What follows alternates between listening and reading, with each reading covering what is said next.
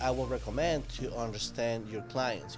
If you know that they're short-handed, they're short staff, okay, what services can you provide to them so you can alleviate their day-to-day? The most important thing for service providers to get prepared, like from the operational point of view, is the manpower. That's the most critical uh, Right. aspect of And it. and I have shared with you one of the reasons is volume. Yeah. You know.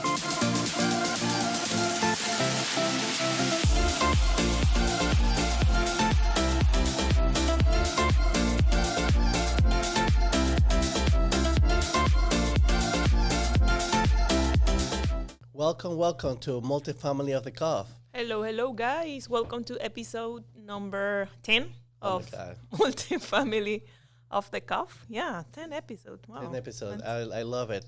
Irene, wouldn't you agree with me that consistency is the key? Of course, for everything. Everything. Um, you know, when we have spoken about our why, and we constantly keep telling and sharing with everybody that sticking to our why comes with a huge responsibility, and this is one of them. I think like through this podcast, we're going to show that we're real, we're committed. So being committed and being consistent is a key. Yep. So this is not something that now I can tell the audience that this is something that we've done with preschool, because they haven't seen the struggles that we The went pain. through and the pain, right? So now they have the chance to witness through our podcast how we're committed and the consistent of this. For our audience that don't know how to, about the experience that we've had with the podcast, it's challenging. Yeah, It's it very is. challenging. I Yeah. can say that I underestimated how hard it is, Yeah. to run it. The behind the scene that this takes it was something that very unexpected. It takes a lot of work. It's not only sitting here and, just sitting here and talk. Like many people think like a podcast is just sitting here and talk, whatever. Right. So- I mean, some podcasts are like, But no, very- but you have. but then you have to prepare. There is the background, Yeah. the behind the scenes Yeah. that most people don't see, which is gonna be coming up with a topic, doing the scheduling to actually set this up. Yeah. We have the editing part of it for every episode. Then you have to do the script that's gonna be posted Yeah. on the platforms. And that's the editing doesn't mean that we cut, because we don't cut anything from it. Like, Right. I mean, we don't cut anything from our But recording. but and what I said everything. the But it takes a lot of little things that we have to put together Correct. to have it done, have it available for them. we have the every teasers. Thursday. We have the teaser that we have to post. Then it goes into Spotify. It goes to iTunes. It goes to YouTube. Then we had to do the marketing of it. Yeah. And this is because right now, in the last 2 episodes, we have plenty of information to share that we haven't had the need to bring a guest. But then when it comes to bring a guest, then you have to also prepare the logistics, like Yeah. who we're going to bring. It's not just anybody, Yeah. we need to go over, screen every candidate that we might have in our mind to go and say, okay, is this going to be a right person? Does this person is going to bring some sort of value? Does this person have a good reputation? Yeah. We're just not going to bring anybody to the show, make sure that the information that this person is going to share Is is valuable, crucial and yeah. valuable, exactly, valuable to the audience. Yeah. So for, if anybody's tuning in right now and this is your first episode by chance that you happen to run into, I invite you to listen to the first 9 episodes you can see. But then this one is going to be a little bit of a recap into what we have talked about. Yeah. So, Irene, I heard you have some questions. Yeah. I have some questions. I mean, we have done like 9 episodes, and we pretty much try to ask the right questions to every guest. And when it's just you and I, we try to, come up with a interesting subject for our audience. So we are about to enter the busy season.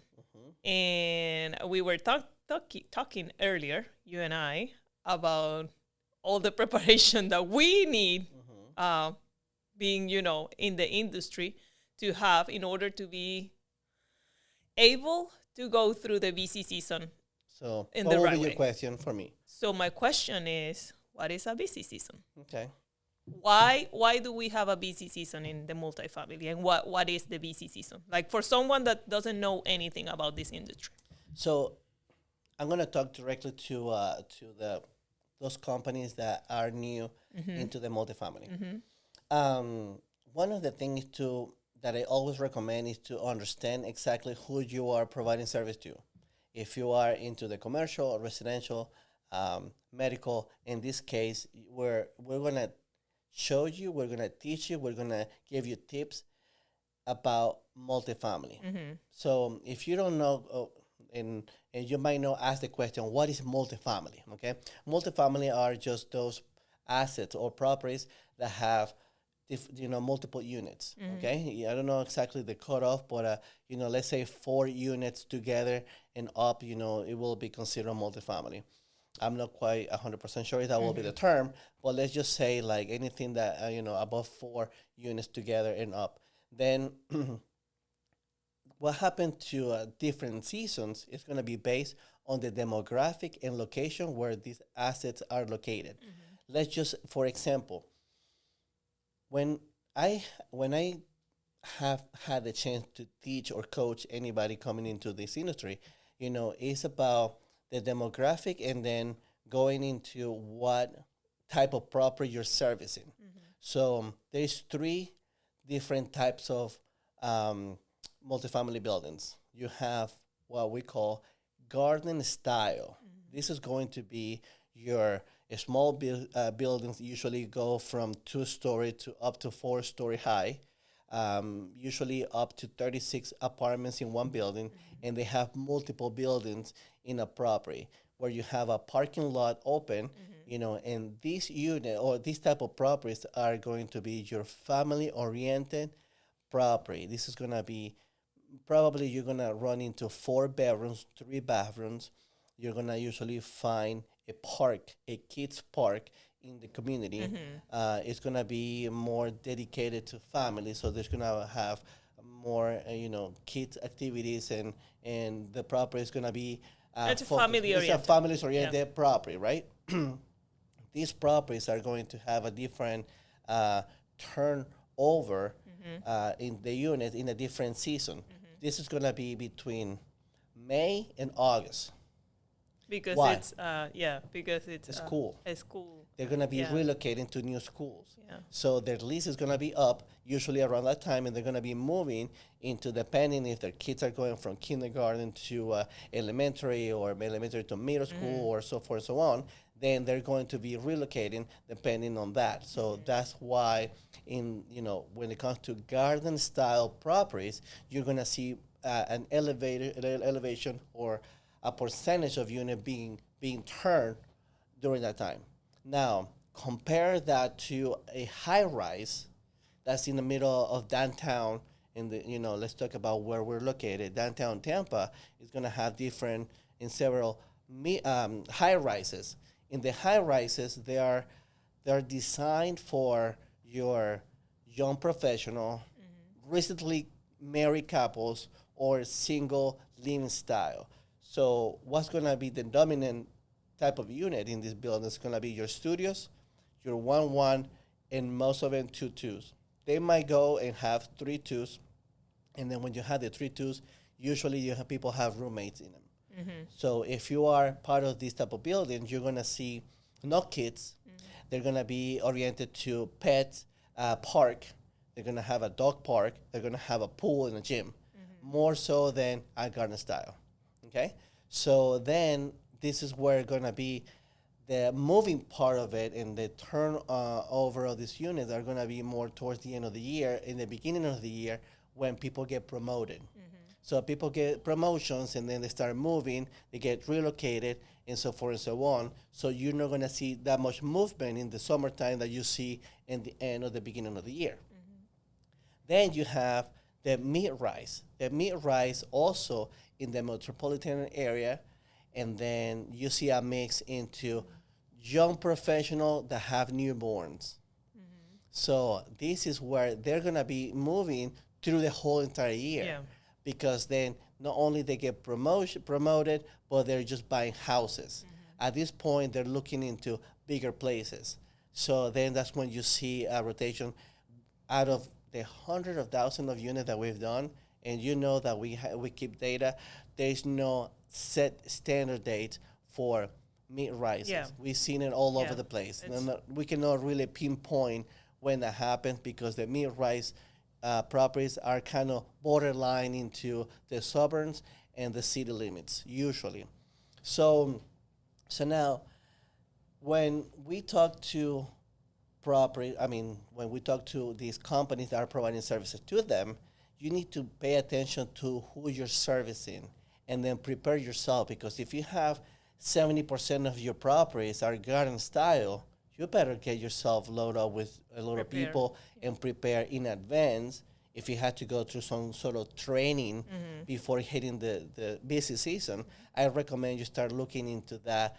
What would you say, February at the latest, to start adding the people that you're going to need, starting May all the way across to August, and then start slowing down in September.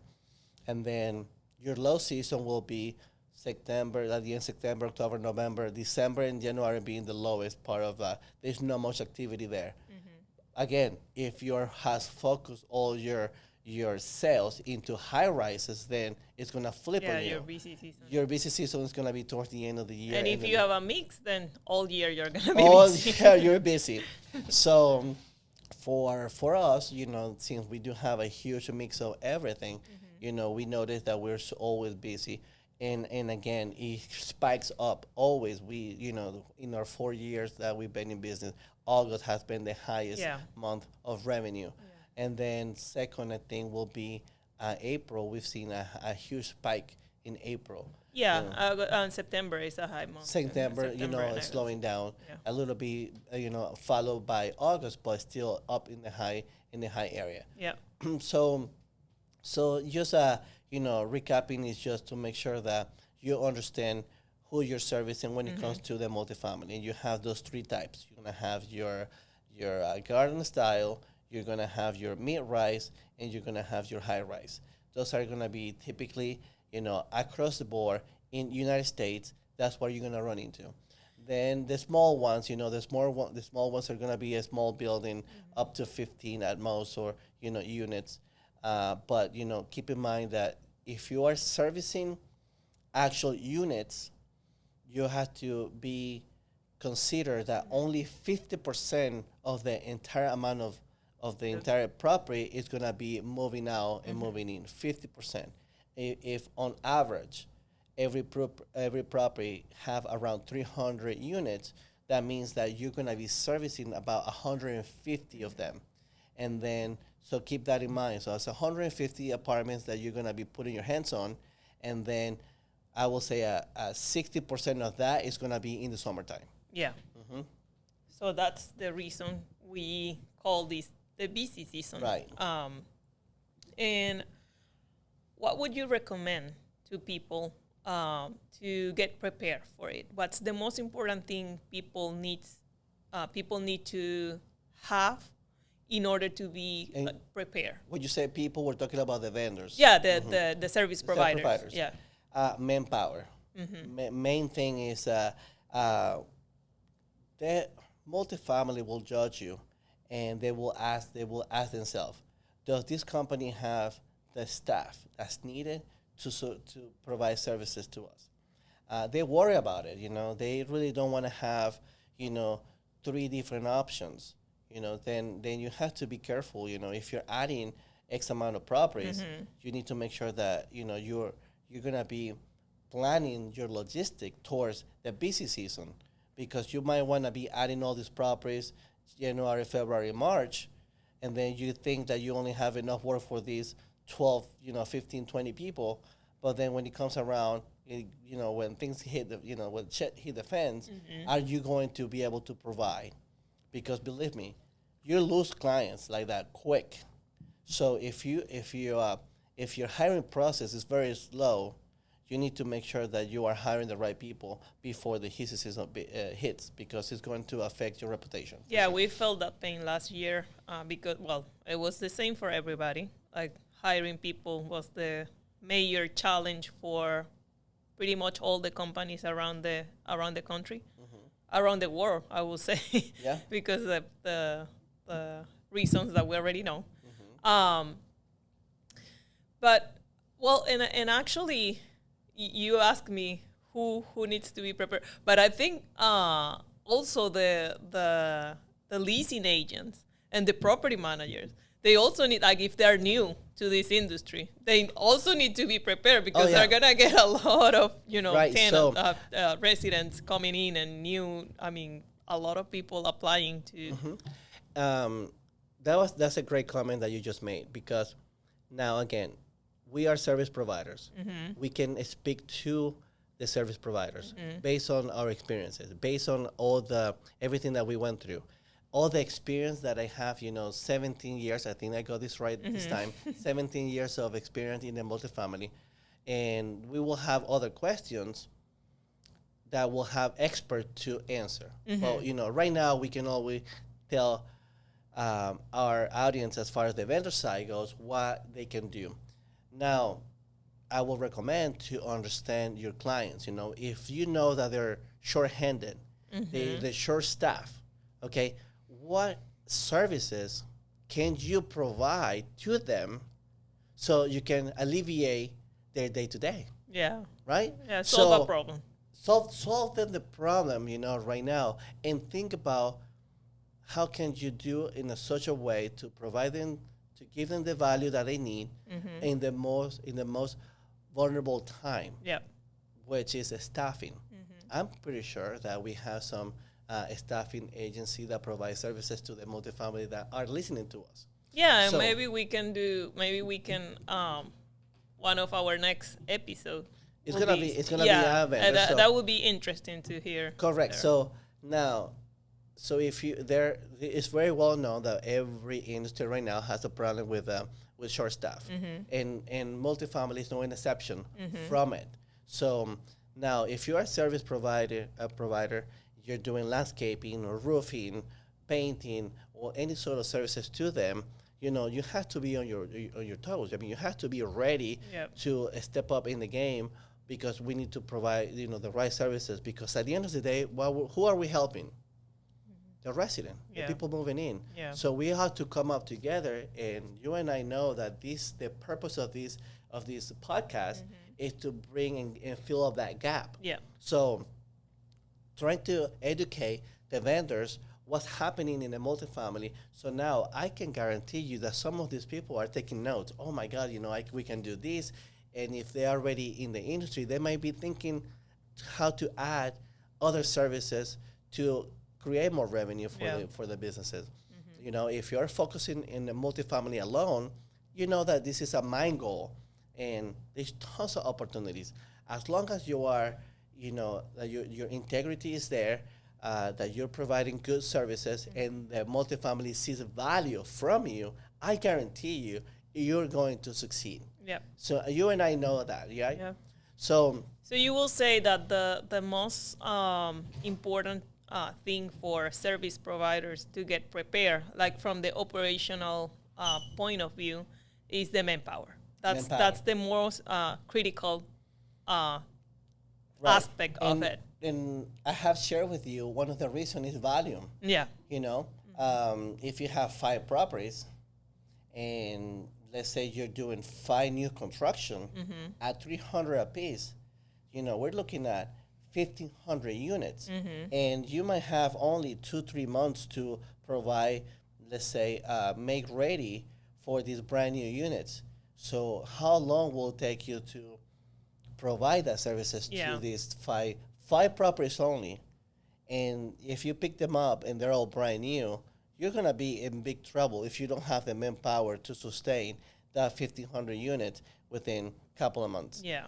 So, make sure that you understand the volume, the power that they have, Yeah. the fast pace that, this industry runs by, and, it's crucial. So make sure if you want to get into the multifamily at 100%, manpower is the key. I mean, they will make decision if you're very tiny, as far as manpower goes, a lot of them won't even hire you. Yeah. Period. They just kind of see how many units can you do in a day. Yeah, that's the most common question you get, like at the beginning when you tell them, "Hey, I'm here. I'm here to provide you services." Oh, Uh, perfect. Thank you. So, how many units can yeah, you do a day? yeah, that's the question they ask. Well, I think it's it's interesting because when we first started, that wasn't a common question though. Now I can see that it's a common question. I don't know if we have changed something in the industry, maybe, like because we have had that blessing of being able to provide, Right. and we will never tell a client, no, I cannot do that because I don't have like the right. I mean, when we first talk to a client to provide services to them, that's not even a question for us. Right, Like right, we just say yes to Correct. everything. Like we don't.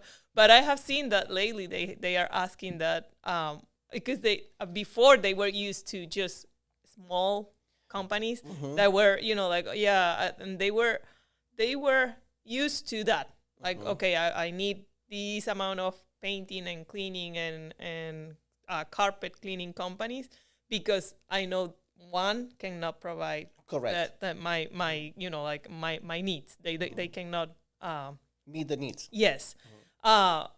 But now maybe we have changed something because I have seen that they are like they want like the all they Correct. want So, all. a management company want to simplify their life as well. And a regional that has to oversee 8 to 9 properties, don't want to be dealing with different pricing. They don't want to be dealing with 5 different provider for carpet cleaning. Let's just say carpet, right? And then they see different invoices. They see pricing all over the Yeah. place. So they're trying to consolidate Yep. all these services into one company or the fewer that they can. Okay. Um, Now, everyone should have the opportunity to do the services, Yeah. which we get. It's just know that the industry goes on a really fast pace. Yes. If you are owner operator and it's just you and a helper, maybe getting into the multifamily might not be suitable to you, even though you had thought about it, but it might not be for you if it's gonna overwhelm you, it's gonna consume you, Yeah. and it's gonna like eat you out and then spit you back out. We're talking about being as truthful as we can. Yeah, I mean, it's just it's a matter of I think personality. Right. So And there's what companies you're that willing to deal with. there's Like, companies that that they're not willing to hire people Yeah. because they don't trust And other that's people. totally fine. And that's fine. Yeah. Just want you to know that for you, your setup as a company Mm-hmm. will be better and more suitable for residential because you're Yeah, gonna exactly. get as many houses as you want to have. Yeah. And then you're dealing with a homeowner that is gonna ask you to go and clean their house. Yep. And is gonna or service their carpet or whatever the case might be. But when you come to only get one property and you are responsible for 150 apartments and they happen to be in the summertime and they're asking you to do 7 apartments in one day and you're just an owner operator, you will fail and Yeah. you might damage your reputation. Yeah. No, that's one of the things that I tell them, just trying to understand what the multifamily is about. So to be as truthful and as clear and transparent as we can be. And again, for our audience, I want you to make clear that we have done, I think, over 100,000 apartments. So believe me, we have experience. We have run into many obstacles that throughout our podcast we're going to be sharing more and more those stuff, all the obstacles and the adversity that we have run into. This way, through our experience, we can save you time, we can Yeah. save you money, we can already give you the solutions. So anything that we can do. And again, this podcast is the representation of what we're about. Yep. We're not monetizing anything, with this podcast, but the fact that we can help others. If there is a small cleaning, painting, roofer, landscaper out in Nebraska, you know, that company can is listening to us, and then we can help them. That's a beautiful thing. Yep. You know, so through our experiences and you behind the scene, telling everybody what's about, you know, when it comes to invoicing, a collection. You know, sometimes you have to say no to a property management because they just suck and they just don't pay. You know, how to say no to them, how to spot a company that, you know, might not be paying their bills, you know. Same in the industry, you know, there are small property management that you might not want to be dealing with because they don't have the funds to pay you. Yeah. So, you know, you have to red flag them Yeah. and say, kind of do a little bit of our research. Yep. How big are these people? Yeah. Right? Yeah. So not only because you have to wait 45 days, you don't want to be waiting 9 months to get paid. Yeah, and then I mean, you can ask other services providers, and they will tell you. Yeah. Like if you get connected in the industry and you ask question, like people are willing to share That's right. their experience, so they will tell you like, hey, just don't go there because they don't. I mean, you can go if you want to, but just be clear that you're gonna get paid. You might want to ask them to pay up front. Yeah, yeah, something like that. I think, Irene, I think that, you know, this is it's going to be a short and sweet episode. Yeah. You know, straight to the point as far as, you know, trying to come up with ideas to prepare for the busy season. I think you and I can agree that manpower is the key. And then also make sure your finances are on point because that's an important aspect of the busy season, especially because you have to take in consideration that whatever you are receiving and you are receiving money from the previous month, right? Like you're receiving 60 days or 90 days, so that means the money you're receiving in July. It's from the low season. It's from the low season. So you need to be prepared, and you need to have like a capital aside just to sustain your payroll and all your payments during the busy season, because then that money you're gonna collect it later on. So it's important to have that in mind before you get into, if you don't want to die with a heart attack. It's important that you know the finances and all and how it works. How to structure so you're prepared. Okay. Preparation is key, and that's it's not hard. It's just that you have to understand it. Yeah. Perfect. So Irene, I think we can wrap it up. Yep. Guys, thank you for tuning in. I hope that you can go ahead and give us a review, 5 stars if you're liking the content that we're putting out for you guys. I know it takes a lot of work, and that we're doing all this for you. We already know it, but we want to share it. Yep. You can leave us a review on iTunes, YouTube, also Spotify. Yep. And then, guys, thank you again for tuning in. Well, thank you for listening, and I wanna say a special thanks to our rockstar Deli, because he's the one doing the videos and all the beautiful things that you see for the podcast is his magic. Awesome. So thank you, Deli, for everything you do, and thank you guys for listening. We will see you next week. Awesome. Thank you. Bye.